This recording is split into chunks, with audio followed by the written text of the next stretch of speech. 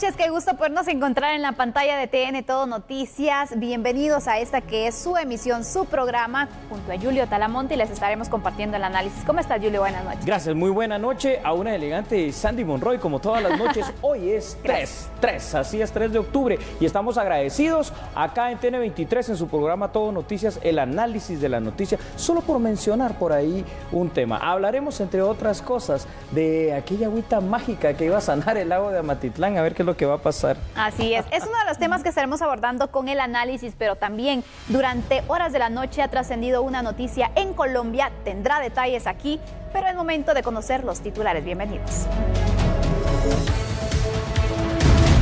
¿Ha cambiado la CICIG?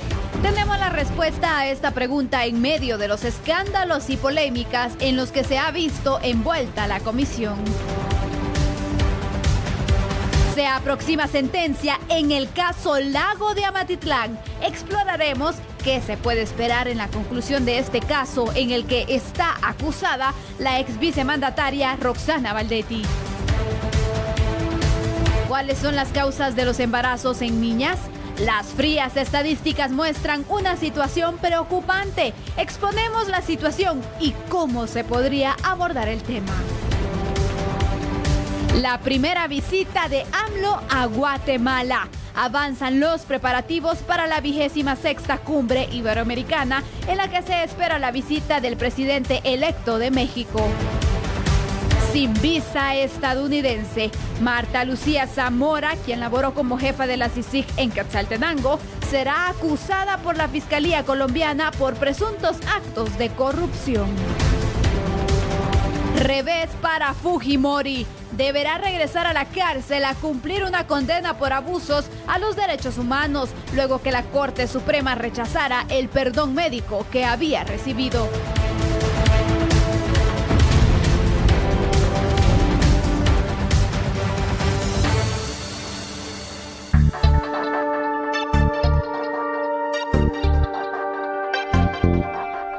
¿Qué piensa sobre esa pregunta que le hemos lanzado? Bueno, hoy el presidente de la República se pronunció a diversas situaciones actuales, especialmente en el tema del nombramiento de un nuevo comisionado para la CICIG. El presidente de la República explicó el resultado de la conversación que sostuvo con Antonio Guterres con relación al tema del nombramiento del comisionado o comisionada de la CICIG. Necesidad de efectuar un cambio para que haya un nuevo comisionado o una nueva comisionada que venga a hacer los traslados de capacidades a las instituciones que corresponda. Quedamos que tanto un equipo de trabajo de la Secretaría se iba a quedar trabajando con un equipo de trabajo de Cancillería nuestra allá en la misión de Nueva York, y en base a eso están trabajando. Tengo entendido que la dinámica va a ser que se van a presentar nombres por ambas partes, y después de verificar los currícula de cada uno de ellos y ver quién es la persona ideal, pues entonces se tomará una decisión en conjunto. Podemos garantizar es que mientras no se llegue a ningún acuerdo, no habrá ningún riesgo de que el colombiano Iván Velázquez regrese a Guatemala.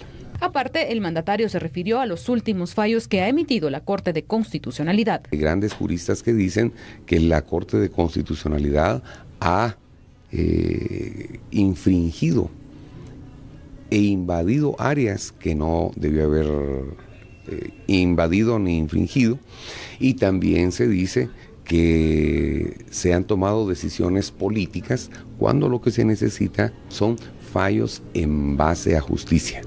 Yo creo que hay tiempo para hacer ese análisis, y yo creo que hay oportunidad para que los magistrados puedan ponerse en el papel que les corresponde y dar soluciones que son correctas para el país. Sin embargo, pues nosotros hacemos el llamado a la Corte de Constitucionalidad a que ayude a que las cosas salgan bien por el bien de Guatemala.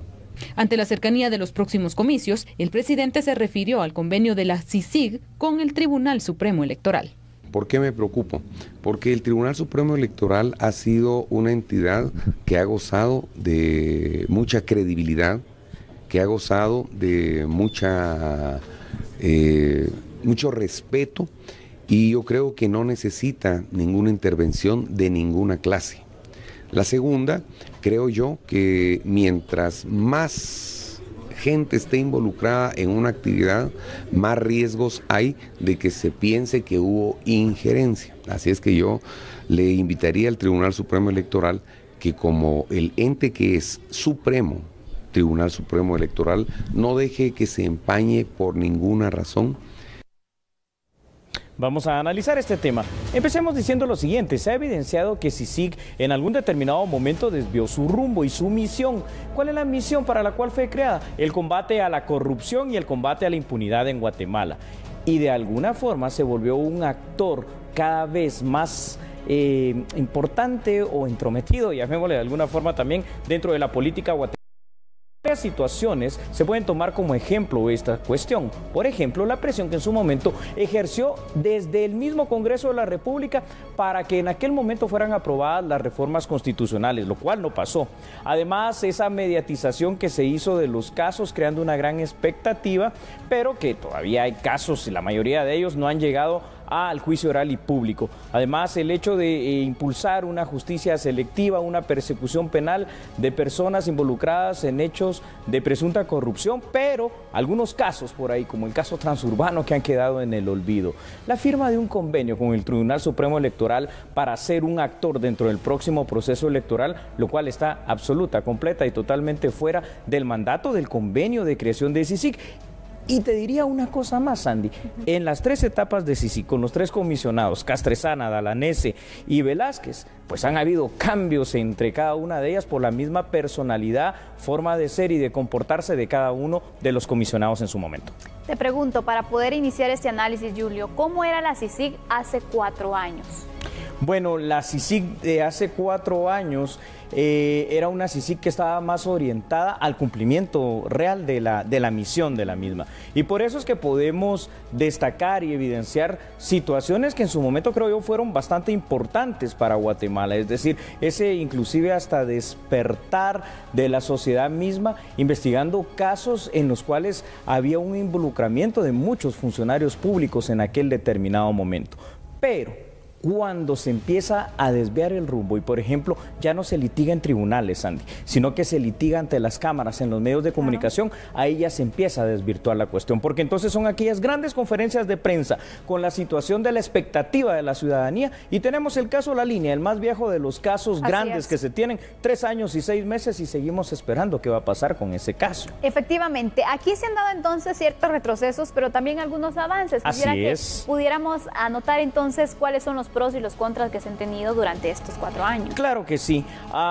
Dentro de los avances, lo que se puede destacar, porque los hay, es el hecho de haber evidenciado casos como este. Mencionamos caso La Línea, el caso Ixpisa, ¿no? Que es bueno que se haya sabido y que de alguna forma, ya por lo menos en el caso Ixpisa, vimos condenas.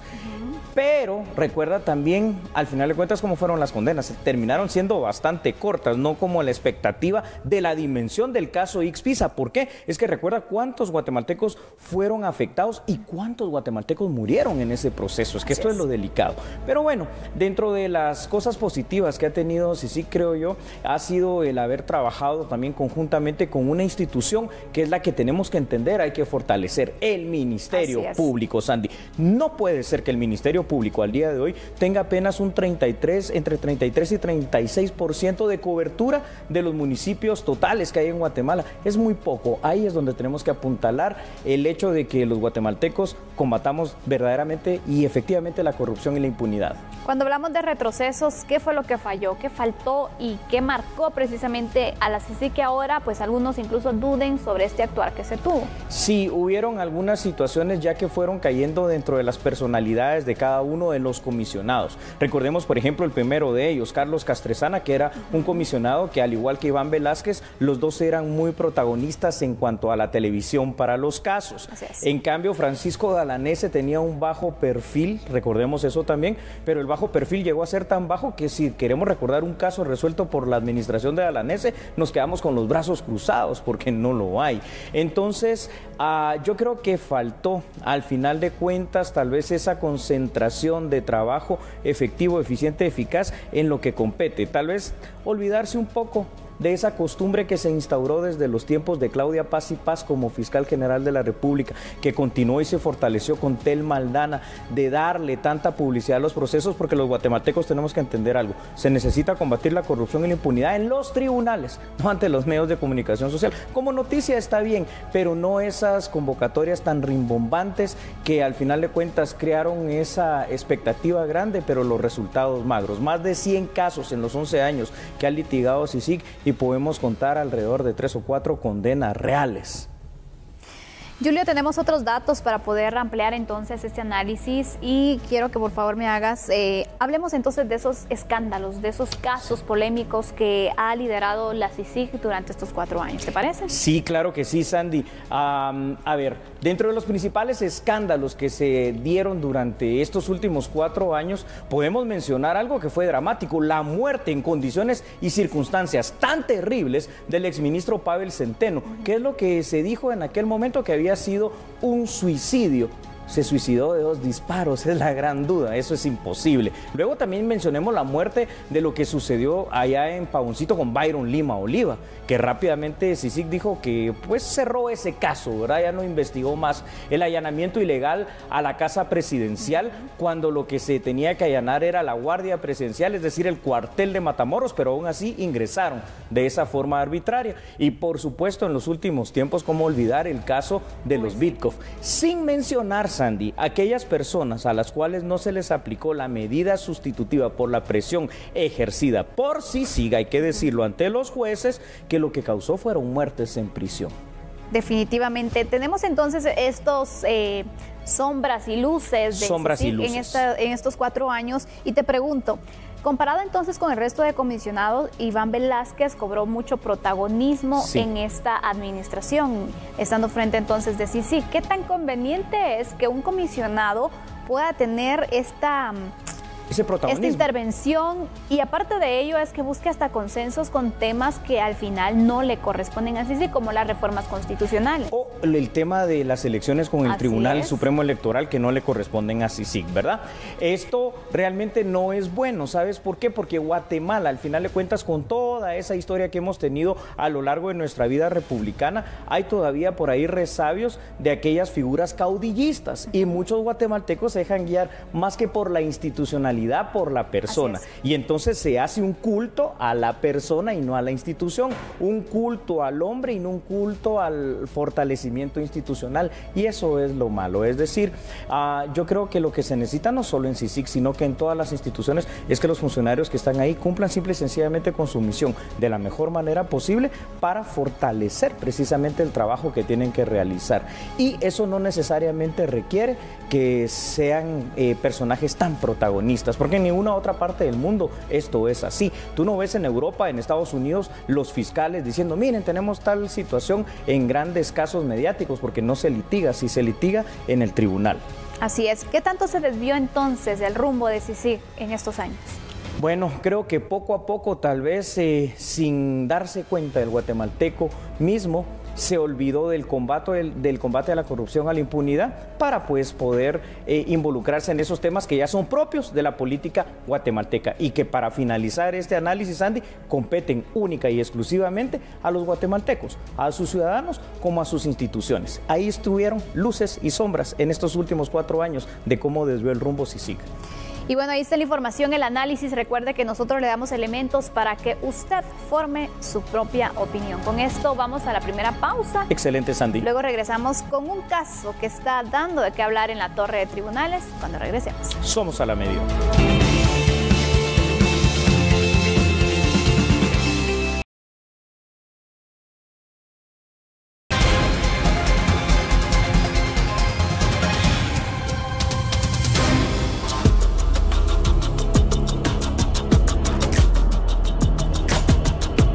Gracias por continuar con nosotros. Hablemos entonces de las próximas audiencias en la Torre de Tribunales. La próxima semana podría resolverse en definitiva la situación legal de los acusados por el caso Lago de Amatitlán. En ese buen proceder de ustedes, en ejercicio de su libre albedrío como jueces, de administrar justicia en este caso, como debe ser. Y en atención a eso, les solicito a ustedes, hagan resaltar esos valores humanos que han de existir en ustedes, yo estoy seguro. Con estas palabras, los abogados defensores del caso Lago de Amatitlán finalizaron de presentar sus conclusiones ante el Tribunal C de Mayor Riesgo, solicitando una sentencia absolutoria para sus patrocinados al asegurar que el Ministerio Público no logró demostrar que hayan conformado una estructura criminal que tuvo como objetivo defraudar al Estado guatemalteco por 137 millones de quetzales. Mauricio Alamilla, defensor jurídico de la ex vicemandataria Roxana Valdetti, considera que los jueces resolverán sentencias condenatorias, pues es un caso político. Pero le cambiaría el nombre y le pondría crónica de una sentencia anunciada. ¿Por qué mis palabras? Porque al inicio de sus conclusiones el Ministerio Público,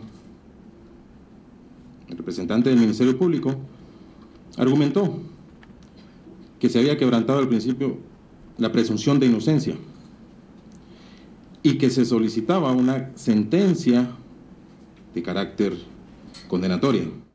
La Fiscalía Especial contra la Impunidad del Ministerio Público solicitó 22 años de cárcel en contra de la exfuncionaria por los delitos de fraude, asociación ilícita y tráfico de influencias.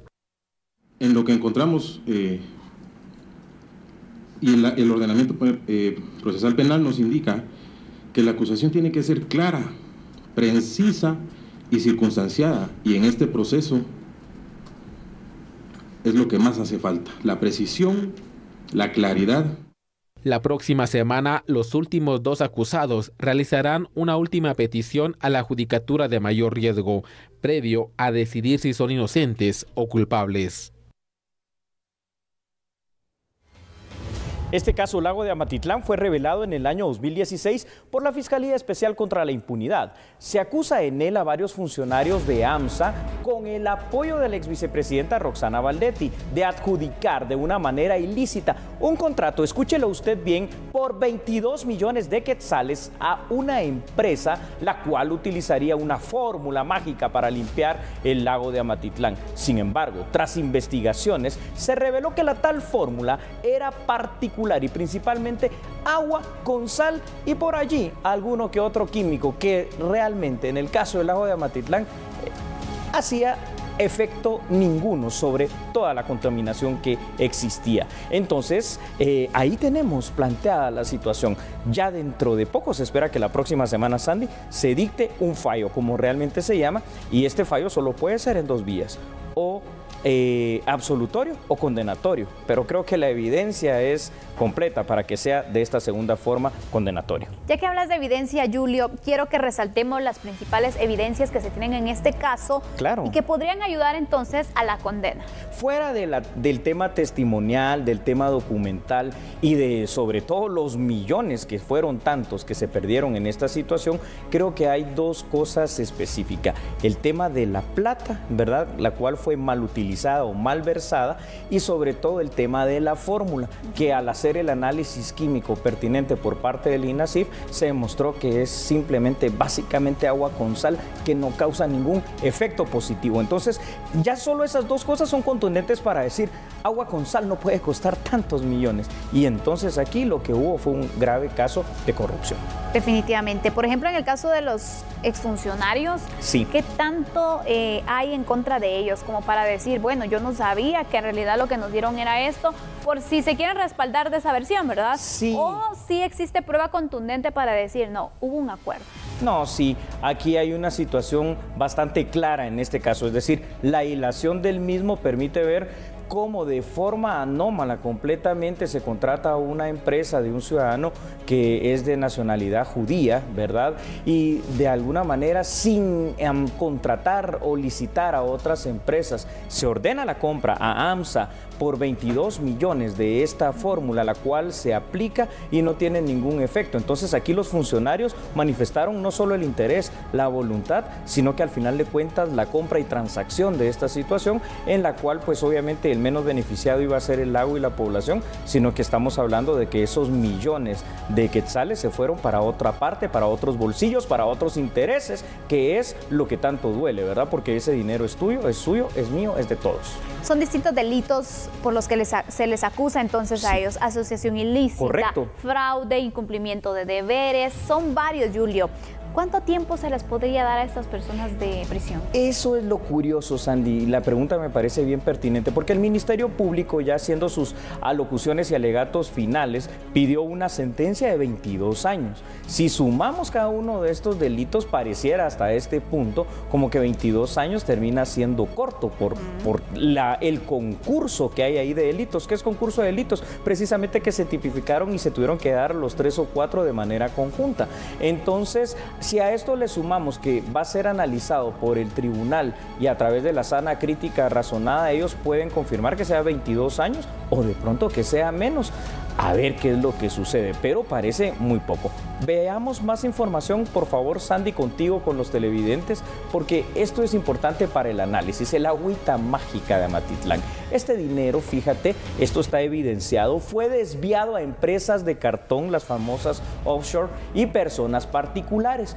11 personas por este caso fueron enviadas a juicio por fraude, asociación ilícita, cohecho pasivo, incumplimiento de deberes, entre otros delitos. Por eso es que 22 años parece hasta poco, realmente, para 4 delitos que se imputan. El guatemalteco de a pie, el guatemalteco común, así como tú, como yo, espera una sentencia condenatoria para los responsables. Pero como es Guatemala y como es nuestro sistema de justicia, vamos a ver, se va a poner a prueba la próxima semana.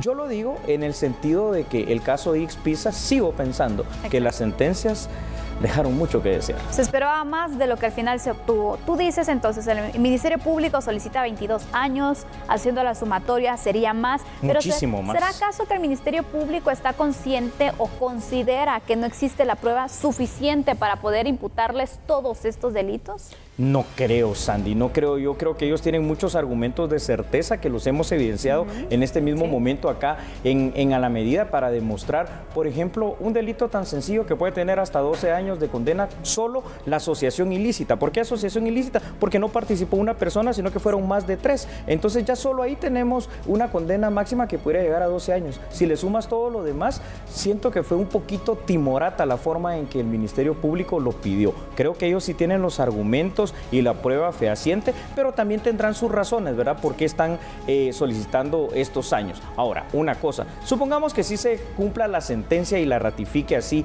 el juez Chitumul junto con el tribunal, 22 años, recuerda que ya casi llevan 3 años y piquito, que serían alrededor de años penitenciarios, unos 7 o 8 años ya de esta condena si se diere. Eso también hay que tomarlo en consideración. Exactamente, y es que hay que tomar en cuenta esa situación que les cuenta al final desde el primer día que ingresan al centro carcelario, entonces ahí ellos ya van sumando al final. Eso es cierto, aparte el año penitenciario es año de 9 meses y aparte, como es un régimen progresivo, más o menos para que usted saque la cuenta ya en casita, por cada día de privación de libertad que tú puedas demostrar que trabajaste o estudiaste, se te descuentan casi en promedio 2 días efectivos y hábiles. Entonces, bueno, efectivos, ¿verdad? Porque pueden ser hábiles o inhábiles. Entonces ahí es como sale esta cuenta. Por ejemplo, si se lograra entonces lo que está solicitando el Ministerio Público, 22 años de prisión para estas personas, ¿cuánto les quedaría de cumplimiento?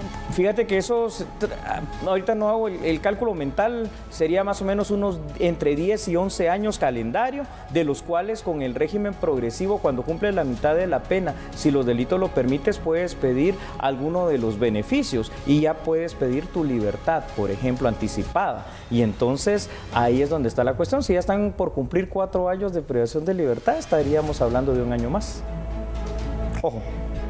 Interesante este análisis, Julio, y al final, pues bueno, esperar qué dice el juez en este caso. Exactamente, Sandy. ¿Quiénes son condenados? ¿Quiénes gozarán de libertad? Porque no sabemos entonces, sabemos que algunos enfrentan ciertos delitos, por ejemplo, la ex vicepresidenta es la que enfrenta la mayoría de estas acusaciones, entonces vamos a esperar qué es lo que sucede. Usted siga esta noticia con nosotros porque le vamos a dar todos los detalles. Ahora continuamos con otra noticia que también ha generado hoy mucha polémica. Por favor, Sandy, claro que sí. Hablemos entonces, en Colombia esta noticia se generó en horas de la tarde. Estados Unidos le retiró la visa a la ex jefa de la CICIG en Quetzaltenango. Hablamos de Marta Lucía Zamora. Según la página de internet de RCN Radio, el gobierno estadounidense canceló la visa a Marta Lucía Zamora, directora administrativa de la Jurisdicción Especial para la Paz de Colombia. También le habrían cancelado la visa a 2 contratistas de esa misma institución. La información surgió un día después de conocerse que a Zamora la Fiscalía colombiana le imputará varios cargos. Según reporta el diario El Espectador, Marta Lucía Zamora será acusada por presuntos actos de corrupción. Será investigada por los delitos de abuso de función pública, perturbación de actos oficiales y asesoramiento y otras actuaciones ilegales. Los actos de corrupción se habrían efectuado con el fin de favorecer indebidamente a exintegrantes de las desmovilizadas FARC, Fuerzas Armadas Revolucionarias de Colombia. Zamora es acusada del supuesto encubrimiento de varios exjefes de las FARC, señalados de abandonar espacios territoriales. El diario afirma que tras conocerse la decisión, la presidenta de la Jurisdicción Especial para la Paz, magistrada Patricia Linares, señaló que confía en las actuaciones del ente investigador. Ya vio por qué no hay que rendirle culto a la persona, sino que a la institución. Bueno, pero en este momento sigue la información, sin embargo, haremos algo. Así es, vamos a una pausa, regresamos enseguida. Somos a la medida.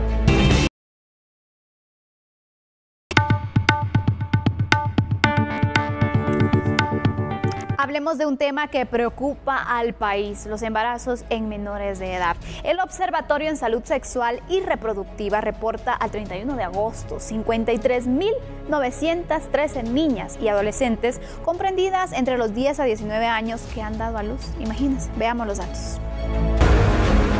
En los primeros 8 meses del año, el Observatorio en Salud Sexual y Reproductiva reporta con preocupación 53.000 casos de nacimientos en menores de 19 años. Los departamentos de Guatemala y Jutiapa son los que más casos reportan.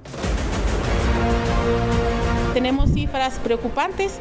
Puedo compartirles que hay 53.913 nacimientos en madres que tienen entre 10 y 19 años. Si los desagregamos, hay 1.535 nacimientos en niñas entre 10 y 14 años.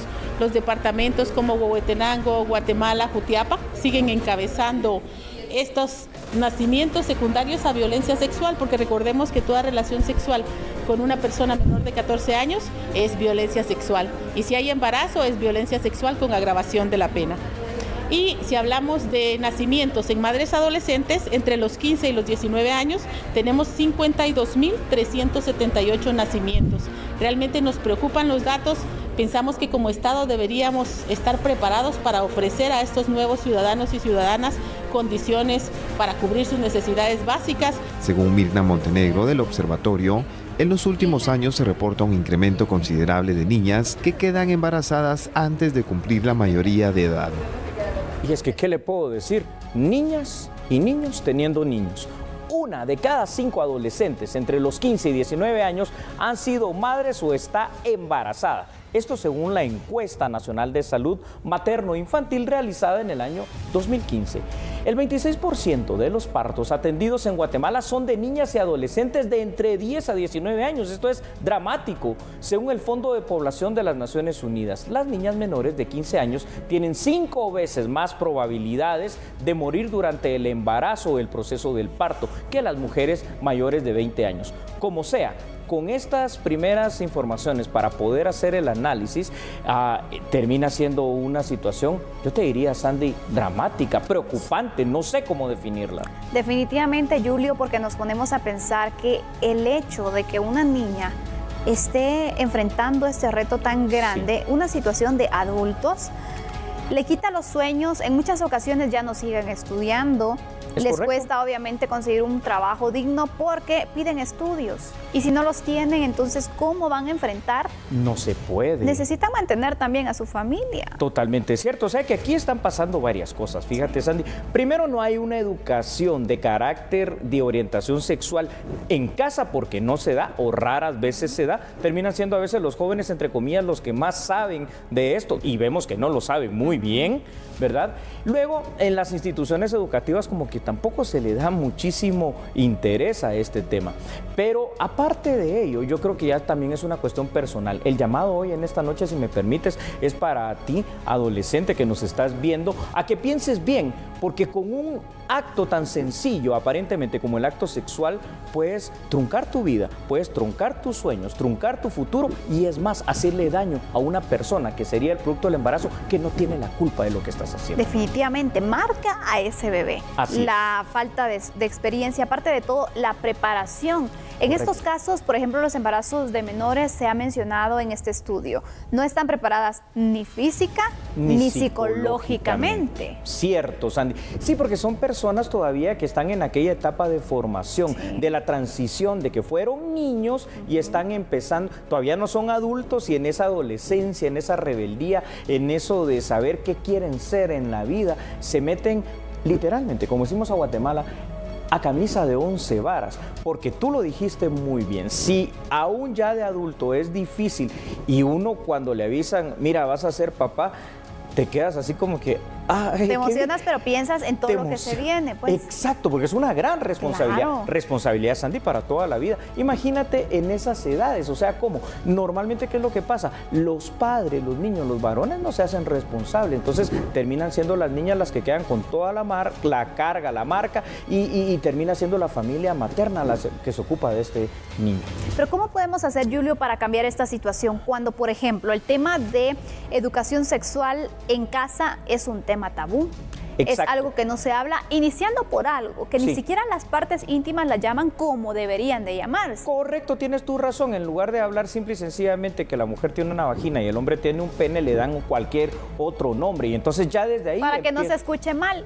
Pero es que no es que se escuche mal, sino que es la realidad. Nos estamos confundiendo. Nos estamos confundiendo. Y si vamos también a otra situación que aquí hay que decirlo, ¿verdad? Respetamos todas las creencias religiosas y qué bueno que existan, pero a veces estas mismas creencias religiosas terminan influyendo. No, los niños que Dios te den, ¿no? ¿Cómo es eso? O sea, si al final de cuentas decides tener una vida sexualmente activa, pues por lo menos protégete, protege a tu pareja y protege sobre todo de que no venga un ser que no está pidiendo venir porque tú no lo vas a poder mantener dignamente, ¿verdad? En ocasiones el tema de la iniciación en la actividad sexual a veces se toma como, bueno, como experimento, pero no se piensa que desde el momento en que se inicia se viene la responsabilidad y desde el momento en que se inicia entonces sabemos que puede existir un embarazo y que debemos estar preparados para eso. En cualquier momento. Pero ¿qué me dice, Julio, de los casos de las menores entonces que sufren de distintos vejámenes, por ejemplo, como violaciones, situaciones como esas que incluso en ocasiones se dan en el interior del hogar? Esa es la otra parte, por eso es de que se está tratando de legislar esa situación. Ya eso ya raya en el tema de la misma violación, ¿no? A la intimidad sexual de estas niñas, donde muchas veces en el interior de la República, por costumbre perversa, por cierto, son los padres, los abuelos o algún otro familiar quienes las inician en el tema sexual. Hay más información para poder hacer este análisis aún todavía más dramático, Sandy. Vamos a informarles acá a la medida estas cifras. De enero a junio del 2018, 51.110 embarazos en niñas y adolescentes entre 10 y 19 años y eso es lo que está reportado. Y hay una cifra negra que no conocemos. Huehuetenango solamente reporta 7.088 embarazos. En otras palabras, en Huehuetenango es muy fácil poner esto en estadística. Cada 10 minutos que usted está viendo el programa A la Medida, nace un niño en ese departamento. Alta Verapaz con 5.889 embarazos, Guatemala con 4.961 y Quiché con 3.851 embarazos. Es evidente, Sandy, que algo, la sociedad, la familia misma y Guatemala, sobre todo en esas áreas más profundas, está haciendo mal en este tema. Hay ciertas cosas que se tienen que cambiar desde las costumbres, Julio. Por ejemplo, hay en comunidades en el interior del país específicamente donde todavía se tiene la creencia en que te puedes casar joven. Y a mí me daba una tristeza de verdad ver el caso de una niña. La vi a los 16 años con 2 hijos. ¿De verdad? Eso es muy cierto. Y yo le pregunto, ¿pero qué pasó? Y ella me responde, es que ya no pude seguir estudiando, entonces mejor me casé.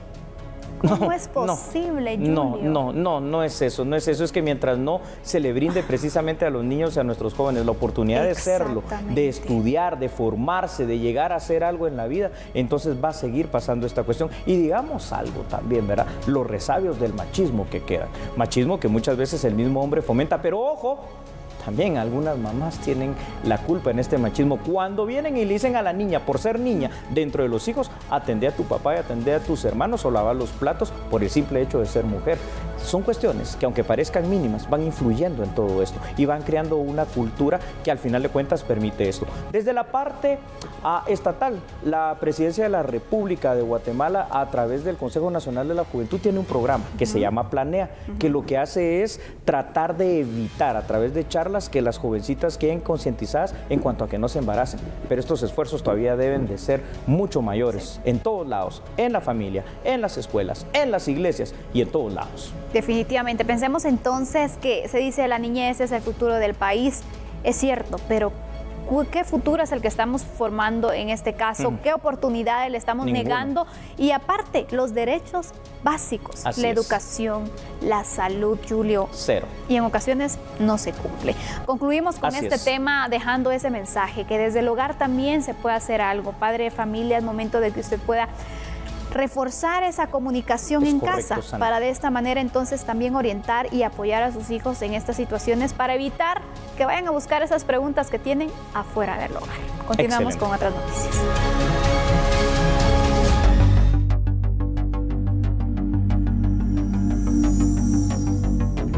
Conozcamos noticias judiciales. Los magistrados de la Sala Primera de la Corte de Apelaciones, esto en el ramo penal, le piden a la jueza suplente Avelina Cruz Toscano repetir la audiencia en la cual se resolvió otorgarle una medida sustitutiva a Blanca Stalin. El 16 de agosto, la jueza Avelina Cruz Toscano, como suplente del Juzgado 10º de lo Penal, aceptó la petición de la abogada de Blanca Stalin, magistrada de la Corte Suprema de Justicia, separada del cargo, de darle una medida sustitutiva, es decir, beneficiarla con un arresto domiciliario sin el pago de una fianza. La diligencia judicial se realizó a puerta cerrada por decisión de la juzgadora Avelina Cruz Toscano, prohibiendo el ingreso de los medios de comunicación. La Fiscalía Especial contra la Impunidad impugnó ese fallo judicial y los magistrados de la Sala Primera lo resolvieron con lugar, al considerar que la audiencia no cumplió con los requisitos que establece la ley para su celebración y el otorgamiento de la libertad condicional. Según la abogada de Stalin, la Sala Primera le pide a la juzgadora Cruz Toscano ampliar su resolución y explicar de mejor manera por qué tomó la decisión de cambiar la prisión preventiva con un arresto domiciliario a la funcionaria judicial. Blanca Stalin quedó separada del cargo como magistrada de la Corte Suprema de Justicia al quedar sujeta a una investigación penal por tráfico de influencias. Según la Fiscalía, Stalin intentó influir en un juez para beneficiar a su hijo Otto Fernando Molina Stalin con una medida sustitutiva en el caso Ixpisa. La semana pasada, en el Tribunal 11º, Molina Stalin fue condenado a 6 años de cárcel por delito de cobro ilegal de comisiones en el proceso Ixpisa-Chiquimula.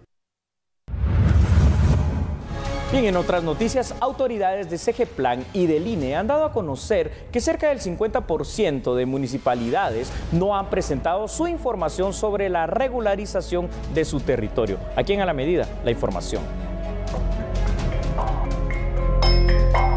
La división administrativa que ha sucedido en los últimos años, donde tenemos 340 municipios, y creo que el camino más importante para evitar y definir de una vez por todas cuántas aldeas y caseríos tiene cada municipalidad pasa porque las municipalidades inicien su proceso de regularización como la ley establece, en la medida de que ellos puedan cuantificar cuántos lugares poblados tienen, cuántas aldeas, cuántos caseríos, cuánta gente vive dentro de ellos, y de esa forma podamos delimitar entonces y el Instituto Nacional de Estadística pueda actualizar con el Instituto Geográfico Nacional. Creo que es el momento en que Guatemala debe regularizarlas. Exhortamos a las municipalidades para que agoten su proceso administrativo para definir de una vez por todas cuál es la cantidad de aldeas y caseríos que se tienen, para que haya una asignación justa, equitativa y de acuerdo a lo que la legalidad y la norma establece. Luego de la queja de alcaldes por el bajo aporte que recibirían de parte del Ejecutivo en 2019, autoridades del INE establecen que las comunas deben ponerse al día con su información territorial antes que finalice octubre. Hubo consenso con la comisión, con ANAM, con INFOM, con la coordinación de la Secretaría Ejecutiva de la Presidencia, con CGPLAN, de que se iba a remitir un recordatorio a todos los señores alcaldes para que cumplan con lo que establece el Código Municipal y nos envíen sus datos para incluirlos en el registro. Como resultado, solo 160 alcaldes cumplieron con remitir la certificación de su división territorial y 180 aún no lo han hecho, lo cual aún lo podrían remitir para cumplir con los requisitos que dice la ley. El situado constitucional es el porcentaje que el organismo ejecutivo debe incluir anualmente en el presupuesto general de ingresos ordinarios del Estado para asignar a las municipalidades del país. Bueno, y de esta manera vamos a ir a una pausa comercial, Sandy. Volvemos enseguida.